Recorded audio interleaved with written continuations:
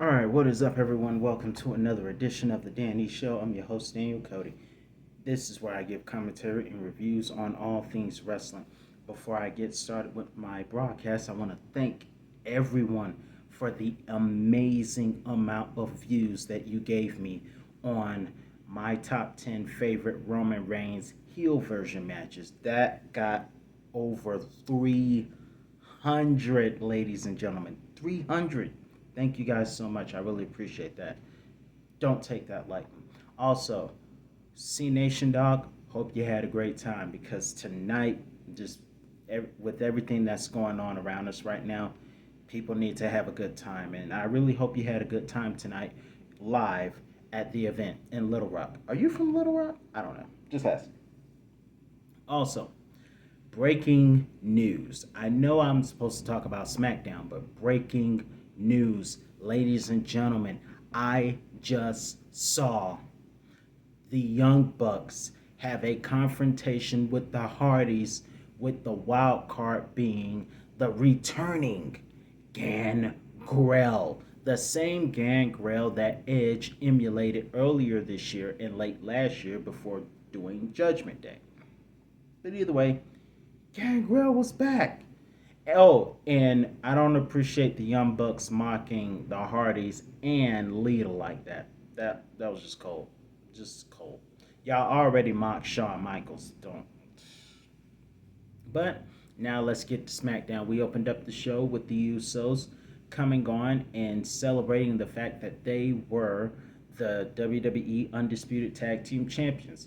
They tried to get a little bit emotional, but let's be honest. I knew the whole darn time. I was just waiting on the moment. I'm like, they were touching. They were like, for 12 years we've been with you guys, and it was been such an honor, and we want to thank you. And I'm like, because they heels, and when you're a heelish wrestler or wrestling entertainer, should I say, you have to find ways to to keep that heelish character going. And one of the ways you do that is you draw the crowd in, make them think you care, and then you say, you know, with everything I've done, I want to first thank my Lord and Savior Jesus Christ. I want to thank each and every one of you. And the more I think about it, I realize that I didn't need any of you loser fans. People do it all the time. And I've been a fan since 2002 of the WWE. I've been a fan since 2002. So I kind of know when someone's playing tricks on me. After the whole predictable thing took place, Shinsuke Nakamura comes out, and before Pat McAfee has a chance to dance on the table, they have a new partnership with Riddle, which was Randy's idea, according to Matt. And also, before I go any further, let me just say I really enjoyed what happened Monday night. We saw a more serious side of Matt Riddle. Matt Riddle is usually a happy, fun-based guy, but when he came out Monday, it was mostly business, and he was pissed, and I loved it. Sometimes you got to get serious. I mean, even the most serious people get pissed off sometimes, especially with what happened this week. So, let's move forward with some more news. Our opening contest was with what was supposed to be Raquel Gonzalez versus Ronda Rousey, a rematch for a couple of weeks back when there were no SmackDown shorts. But either way, it was supposed to be a match, but due to the coaching of Shotzi Blackheart, Shayna Baszler and Natalya interfered in the match before the match could even get started. Funny moment happened was when Aaliyah locked out Shotzi Blackheart. God don't like ugly. I'm just playing. But either way, they interfered and it turned into a tag team match, a pretty short tag match. They tried to isolate Raquel for a little bit, and then Ronda got in and cleaned house with Natalya. Fun fact, Natalya and Ronda are supposed to be friends, and we also notice how Ronda and Shayna Baszler didn't make any contact or physical contact with each other because they are also true life real friends. And I think Ronda Rousey and Shayna Baszler would be a very unstoppable duo because unfortunately Naomi and Sasha left last week, and I hope they're not fired, but they are suspended indefinitely, unfortunately. Why suspend them? I'm sure they were trying to make a positive point. Come on, give the girls a chance. But either way, nonetheless, thanks to Hada Bomb on to Shayna, Rousey and Raquel win the match. And also, in short news, the big bald wolf is going to get his next week as Madcap Moss, who I used to call Magic Mike Moss, will return next week. Speaking of Magic Mike, what in the free world did we see tonight? I will say this, it was funny. It was funny. It was a little entertaining, but Los Matharios versus Jinder Mahal and Shanky. Shanky vibing and dancing was funny. This is like it's like taking Teen Titans and turning it into Teen Titans Go. But either way, Shanky's dancing and Los Matharios is giving kiss cams and giving Samantha lap dances and strip teases like this is Magic Mike's show. And Shanky is dancing with her at the end after giving Sweet Chin music to Angel Garza, which gave Carrillo a chance to capitalize and defeat Jinder. Just 2 years ago, Garza and Carrillo were fighting with Zelina Vega being the homewrecker. Just kidding. But either way, moving forward, that was fun to watch. Shanky dancing and vibing, that was a bit entertaining. And I gotta say what you want. We need some laughs. With everything that's going on in the world now, or in America, we need laughs. So I ain't even mad at that. I ain't mad at that at all. But please don't harass Samantha too much before we have another harassment charge. I'm just playing.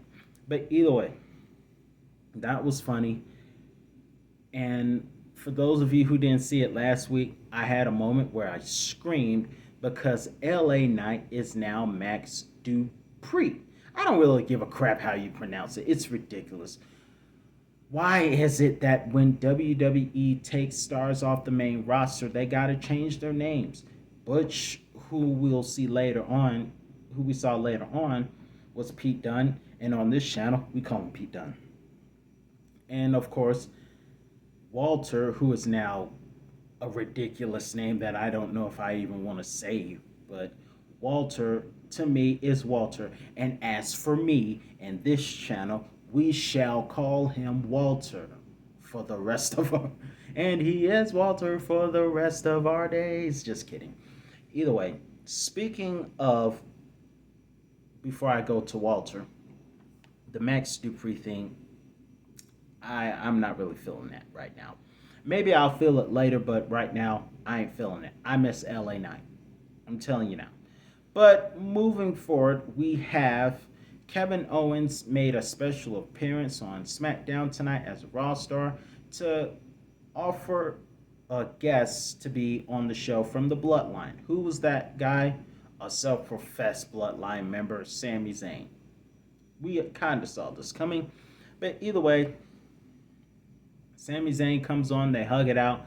He agrees that Elias is Ezekiel, and unpopular opinion, we all know that Elias is Ezekiel, but I guess Elias is making Ezekiel his alter ego because if you remember, there was a segment on Raw a couple of years back during the pandemic when WWE was in the Thunderdome, and that was where Elias was seen at a cemetery and he had a gravesite, and that symbolizes that Elias was dead and buried, and he buried himself and turned it into Ezekiel. Nonetheless, Ezekiel is Elias in my opinion, but I kind of get it a little bit. But either way, Sammy and Kevin were good at first, but then it got tense when Kevin asked Sammy to come to Raw, and Sammy insists that he is the locker room leader and that the Bloodline cares, which I'm not too sure about. So that gets tense, and they move on. Now to what I was talking about earlier. Two Force of Imperium facing off against Drew Gulak and Ricochet. Now, let's be honest, the results were predictable to me because this is Two Force of Imperium. And of course, you have Walter. And as for me in this channel, we shall call him Walter because whatever this new name he has is ridiculous. I don't care what nobody say. But either way, Walter and his partner controlled most of the match. What's going on with Drew Gulak? I don't know if it's Drew Gulak being weak or the way he's being booked, but this ain't the Drew Gulak that faced Daniel Bryan at Elimination Chamber 2020 before the whole pandemic. It's not it. But either way, the results were predictable. However, we didn't get to see enough of Ricochet. And Drew Gulak really should not have tagged in once he got Ricochet in to fight as another half of the tag team that night. But when he did, it spelled the downfall, and Walter attacked Ricochet after winning. Now, I said last week that with this going on, with this storyline, they're going to have Walter and Ricochet fight, and Walter's going to win, and chances are he's going to be a long reigning Intercontinental Championship. It's inevitable. And I'm saying that as a Ricochet fan because let's be honest, I like Ricochet, but this is Walter, the master of the chest smacker. Whoa, that was good. I didn't realize I said that. The master of the chest smacker. Walter. There's another master of the chest smacker. He is one of the greatest technical wrestlers, but WWE forgot him because of an unfortunate circumstance in 2007. But let's get down to the main event. We have. Oh, before I get to the main event, that's what Pat McAfee does. Fun fact, WWE was in Little Rock, Arkansas. And special fact, did you know that Little Rock, Arkansas was the same location that Brock Lesnar and The Undertaker had their first of two Hell in a Cell matches, and this one was for the WWE Championship. Just a little fun fact there. Let's get to the main event. Tonight, we had the Brawling Brutes versus the New Day. And who did they choose as their partner? Certainly not Moby Dick. Wasn't Moby Dick a shark or a big fish? Wasn't Moby... I think, from what I heard, I could be wrong, but wasn't Moby Dick that big fish that swallowed Jonah in the Bible? I'm just playing. We just making you laugh. But either way, definitely not Moby Dick. However, it was Drew McIntyre who made his return to WWE after promoting a special event to take place in the United Kingdom on Labor Day weekend. New Day did what was called the 10-piece combo, as Pat McAfee put it, where they were really good early on. They did the unicorn stomp, except this time they had to do it with Drew McIntyre. Later on in the night, we saw Kofi Kingston get isolated. Was that Kofi Kingston? Yeah. Woods, I believe. I'm sorry. Yeah, it was Kofi that was isolated for a little bit, and Butch was there also.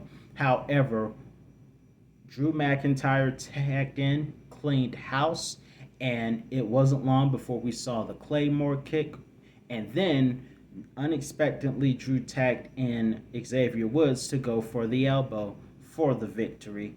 And what happened next was very hilarious because we had New Day dancing and having fun as usual, but then we had Drew McIntyre dance off as well. We've seen Braun Strowman dance off with the New Day once during the Thunderdome era, and now we're seeing Drew McIntyre dance off.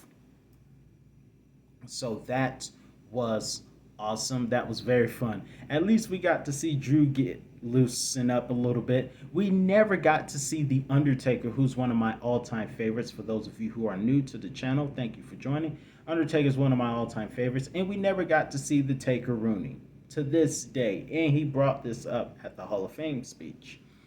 But we never got to take a Rooney, but we did get to see Drew have a good time. Because, like I said, with everything that's going on around us right now, we really need this entertainment. We really did. So tonight was very fun to see Nation Dog. I know you were there live. Hope you had a great time, as we all did watching it. And of course, I'm really surprised that Gangrel was in AEW tonight. But either way, great time. I really enjoyed watching the show. I hope you did too. Let me know your thoughts in the comment section below. I'm your host, Daniel Cody, and I will see you in my next review about Seth Rollins, because tomorrow is Seth Rollins Day. So I will see you there. Hopefully, you'll view it as well. Until next time, this is the Danny Show. See you next time.